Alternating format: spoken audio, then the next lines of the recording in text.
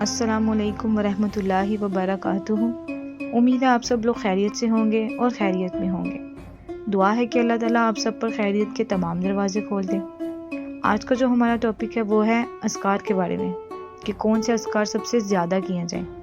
ویسے تو بہت سے اذکار ہیں جن کی بہت سی فضیلت ہے، جیسے صبح کے اذکار، شام کے اذکار، رات کو سونے کے اذکار اور نماز کے بعد کے اذکار۔ اگر آپ کو زیادہ اذکار بتائیں گے ہیں تو یہ اللہ تعالیٰ کی طرف سے نعمت ہے۔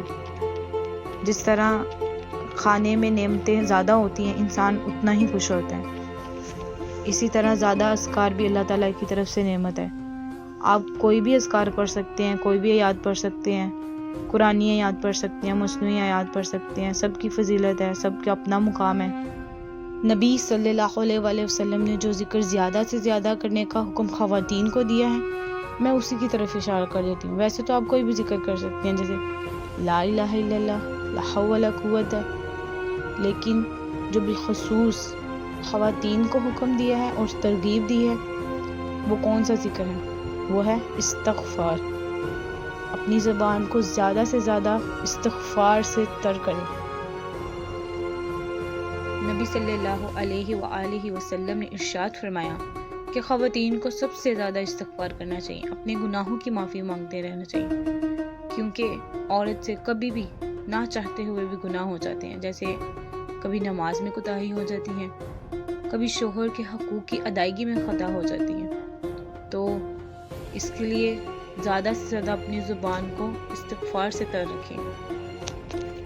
رب اغفر لی پڑھتے رہیں، استغفر اللہ ربی پڑھتے رہیں، استغفر اللہ الذی لا الہ الا هو الحی القیوم واتوب الیہ پڑھتے رہیں، یا سیدنا استغفار۔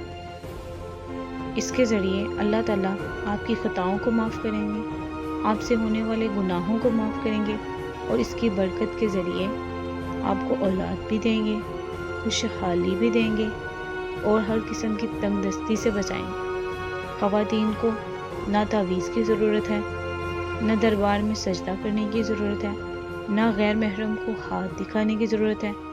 گھر میں رہیں، پردے میں رہیں، اور اپنی زبان کو زیادہ سے زیادہ استغفار سے تر رکھیں۔